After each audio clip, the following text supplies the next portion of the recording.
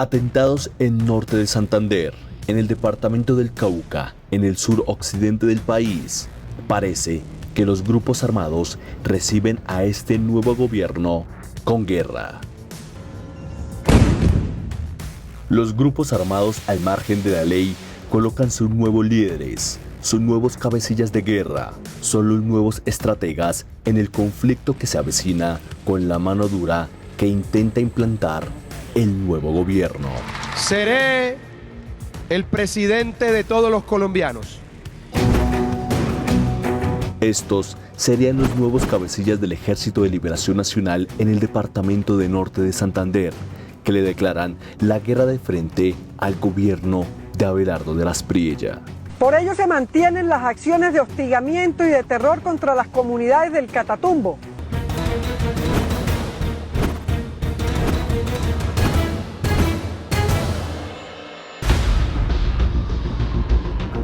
Hace unos días, el departamento de Norte de Santander volvió a ser víctima de atentados terroristas. Pero esta vez no fueron zonas alejadas del departamento, esta vez fue la capital, la que estuvo bajo el acecho del ELN y que para las autoridades, alias Nike y alias David, serían los responsables de causar terror en la capital motilona.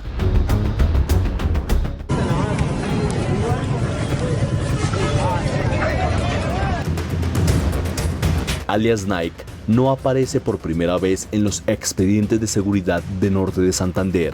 Fuentes periodísticas registran a Edwin Alberto Parra Cuervo, conocido como Nike, como integrante del ELN y cabecilla relacionado con actividades de secuestro.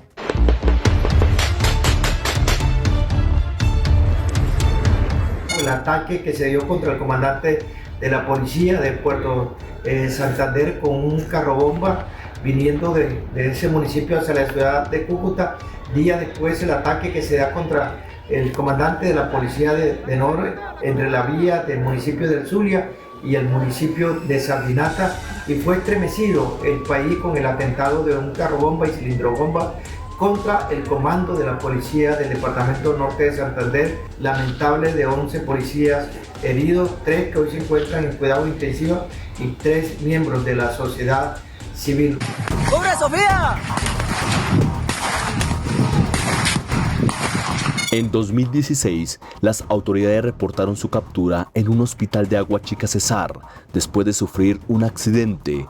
Para entonces era señalado como segundo cabecilla de la compañía Capitán Francisco Bocio del ELN y según las investigaciones citadas por las autoridades había iniciado como miliciano auxiliar de esa estructura en Norte de Santander. Esta competencia criminal no solamente se da por el control, por ejemplo, los barrios de Cúcuta, por el control territorial que se ejerce sobre las zonas de cultivo en el Catatumbo, sino también por una variedad de bienes ilícitos, obviamente que están relacionados con el secuestro extorsivo, con el contrabando, con la extorsión, con el narcotráfico. ¡Ojo ahí!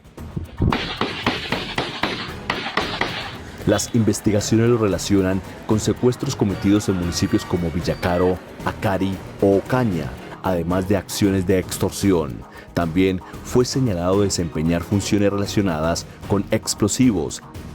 Puro explosivo popular.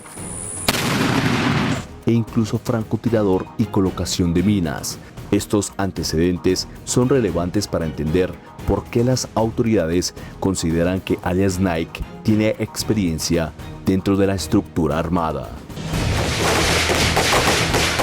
Frente a la avenida del empalme del presidente Abelardo de la Priella a la ciudad de Cúcuta, donde dio un plazo para que estas organizaciones se sometieran, pero también se dio plazo para capturar a importantes comandantes tanto de la incidencia de la FARC como del Ejército de Liberación Nacional. Le imparto desde aquí a las fuerzas militares y de policía la orden perentoria de combatir a todas las estructuras criminales, sus integrantes. Las respuestas de estos grupos han sido respuestas de ataque contra la fuerza pública y de hechos de violencia en el área metropolitana de Cúcuta y en la subregión del Catatumbo.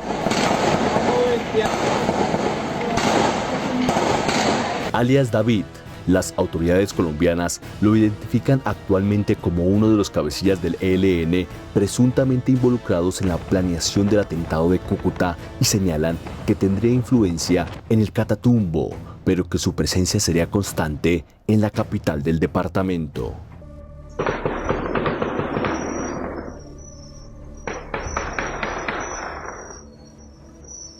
El Estado, asumiendo un poco la posición del presidente Abelardo de la Espriella de mano dura, pues obviamente puede generar algunos efectos inmediatos, como restablecer el control territorial, pero con un costo importante en términos humanitarios. Por eso hablamos un poco de este dilema de la mano dura versus la protección civil. Se apunta más a la mano dura, ciertamente vendrán más atentados, más costo humanitario, pero ciertamente sí apunta a la protección civil, no logrará pues de alguna forma el control territorial deseado y obviamente esto empoderará a las estructuras ilegales que obviamente dominan estos territorios. Alias David aparentemente sería uno de los cabecillas subordinados de la cabeza mayor de la zona, alias Silvana, una de las mujeres más poderosas del grupo criminal en Colombia. David sería uno de los cabecillas estrategas de la guerra en norte de Santander, con antecedentes de fabricación de explosivos y reclutamiento para el combate.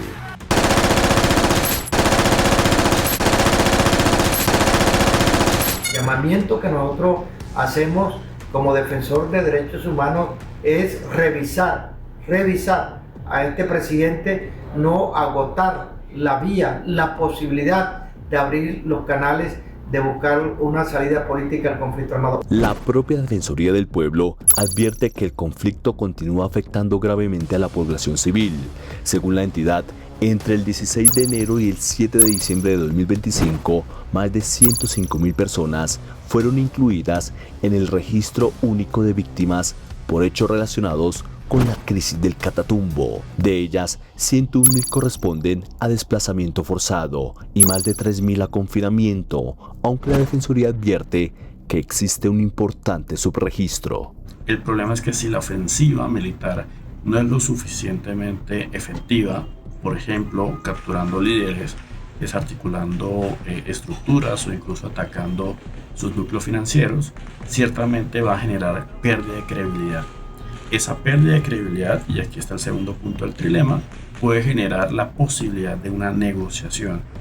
Es una posibilidad arriesgada, toda vez de que en campaña el hoy presidente Abelardo de la Espriella, pues obviamente desechó esa posibilidad. En mi gobierno no habrá ofertas generosas ni concesiones inaceptables. La ley y solo el imperio de la ley. Sin embargo, y este es el tercer punto del dilema, no ofrecer nada, no ofrecer garantías, ciertamente empuja a los grupos armados ilegales a responderle al Estado.